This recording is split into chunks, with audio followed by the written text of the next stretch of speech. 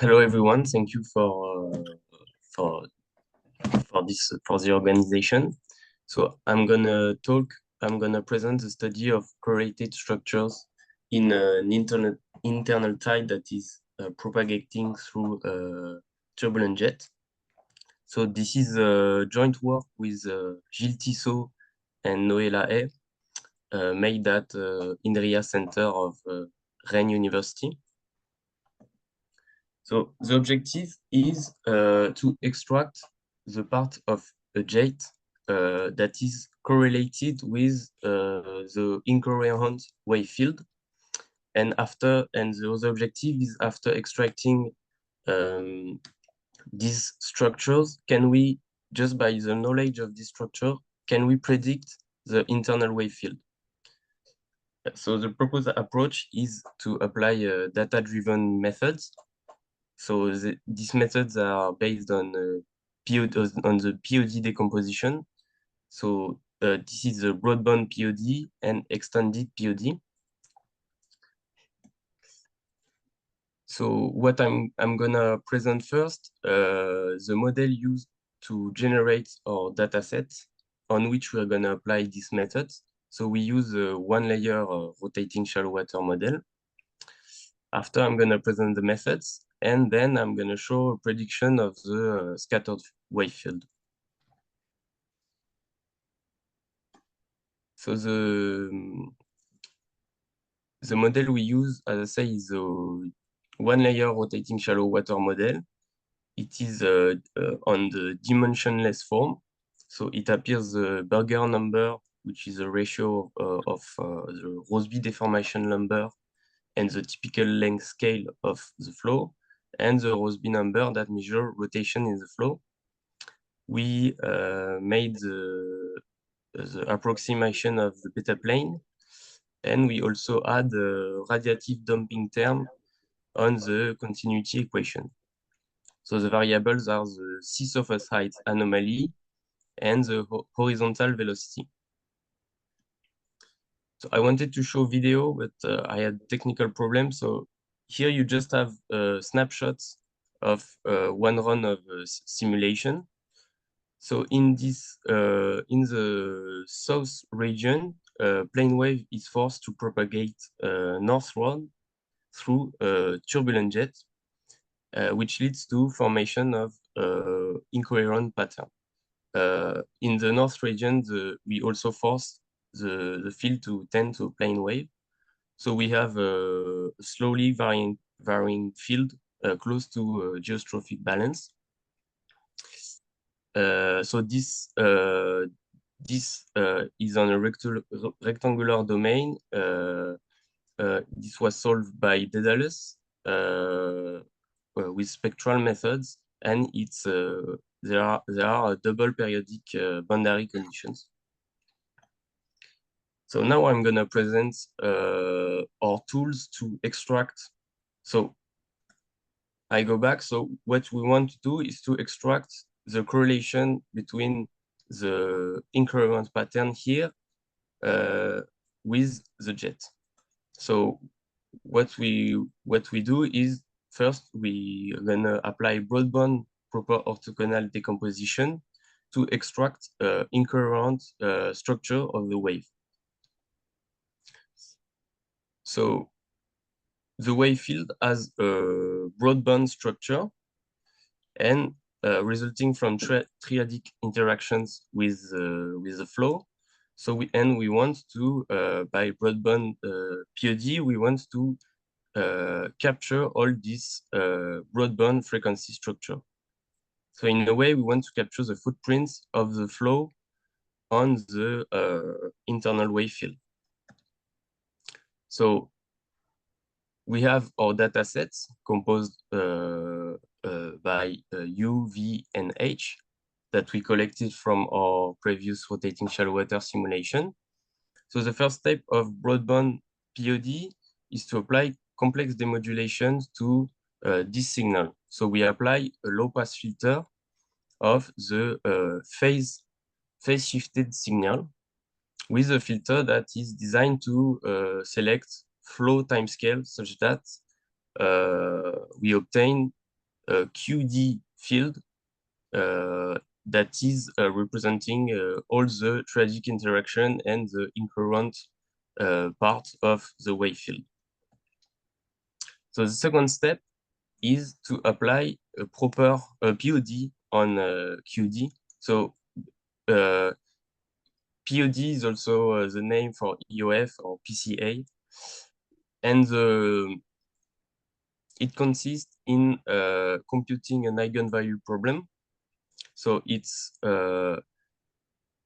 computing the solution of this Fredholm equations with a kernel that is the correlation tensor. So numerically, it is just computing the eigenvalue and eigenvector of the correlation tensor. So you have, the interest is you have an orthonormal basis that is optimal for expressing the variance of the flow. And the modes are spacetimes decorrelated from each other. And the eigenvalue represents the energy of the rotating shallow water model.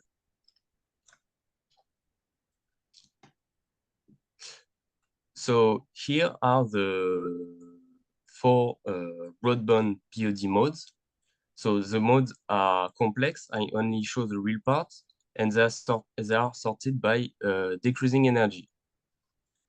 So the most energetic mode is the current plane wave mode, and the other modes, as they are space-time decorrelated from this current mode, and also because they have amplitude only on this on the upper region of the domain, they account for incurrent structure of the wave.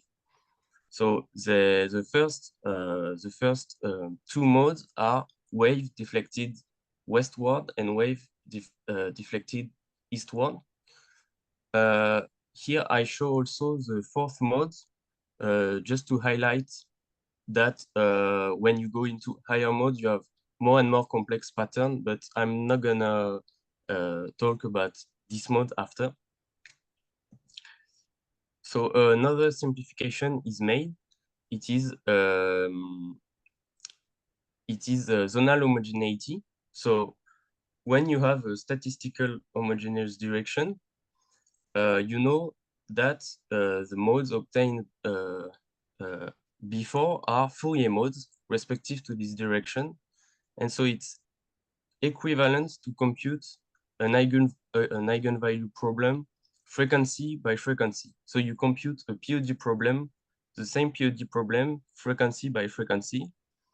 The only difference is that the kernel here is the Fourier transform of the correlation tensor respective to this frequency.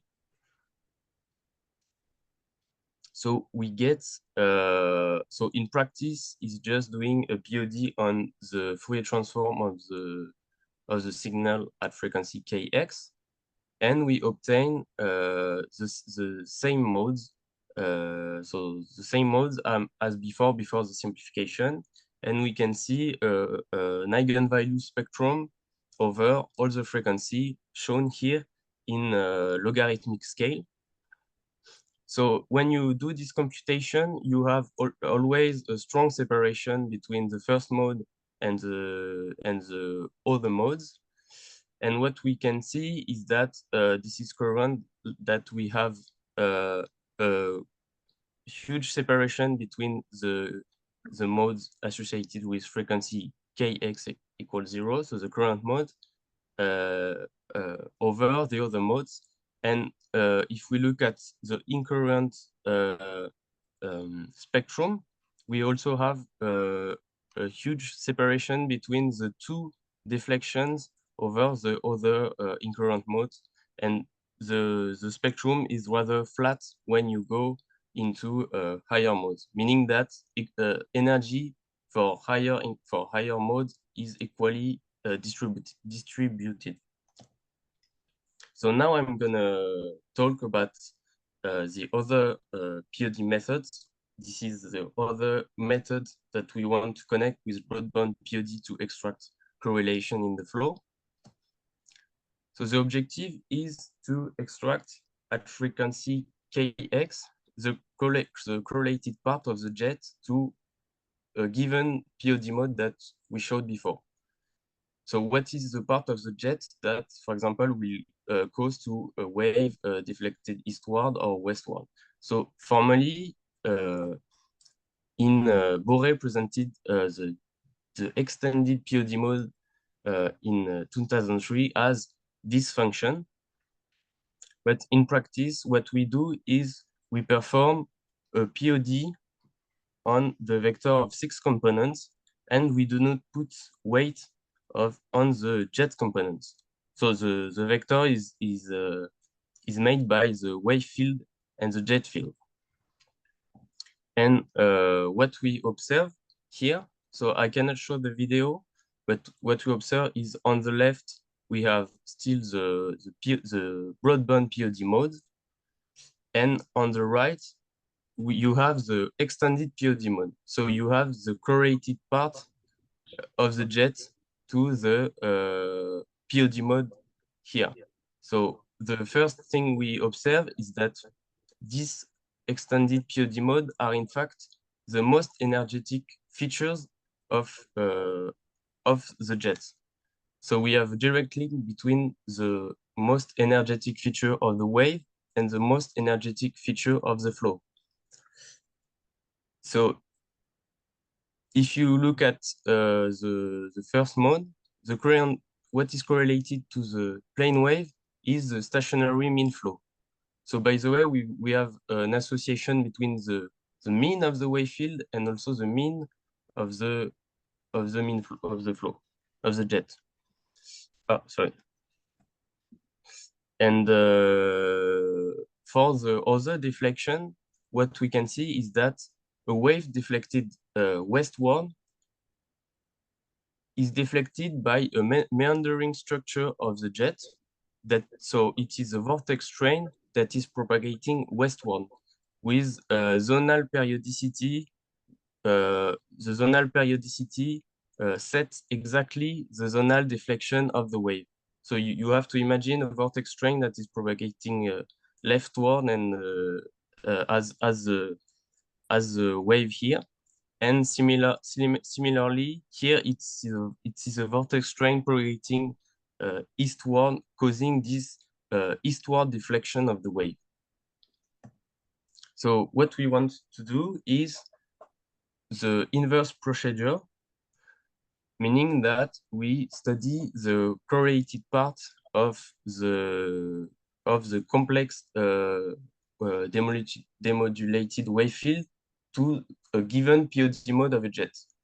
So the procedure is just inverse, meaning that we put weight only on the jet, and we do not put weight on the wave field doing our POD. So what we have is here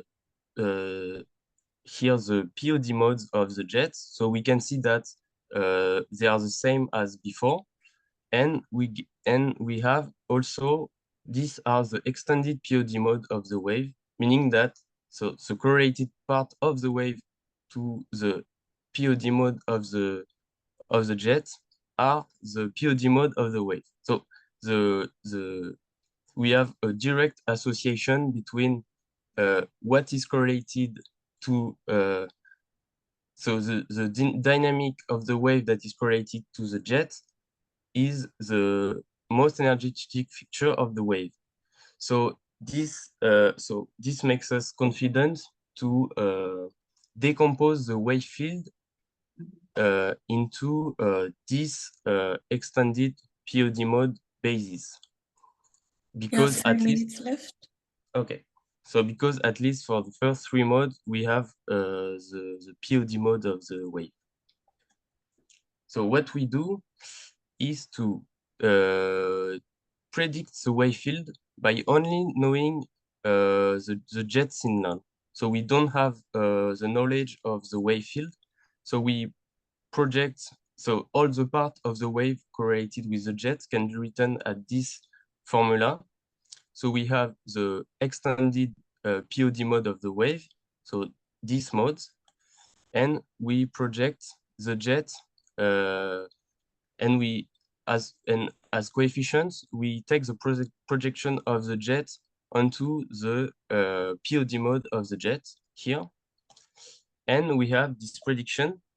So we have this is a prediction with 20 modes. So here is the predicted field, and here it's the original complex demodulated field. So this is a snapshot. And so what we can observe is that at least for the upper region, so for the scattered wave field, we have a fair estimation of the original complex demodulated field. What we miss is in this in the jet region here. So we may want to improve this and I can show also L2 norm error. So you have a sharp decrease with 3 modes. So this is the L2 norm error between our prediction and the original wave field. So what we want to improve is maybe this tendency where between mode 3 and mode 11 we have a flat error, and after it starts decreasing. So as a summary, we could with this method extract the most energetic feature of the wave, and we had the direct link between the most energetic feature of the wave and the most energetic feature of the jet. And by this knowledge, we could have a fair estimation of the jet stick signal. And as a perspective, we can envisage to pursue into data assimilation methods and also extend the analysis to richer models and other configurations. So thank you for your attention.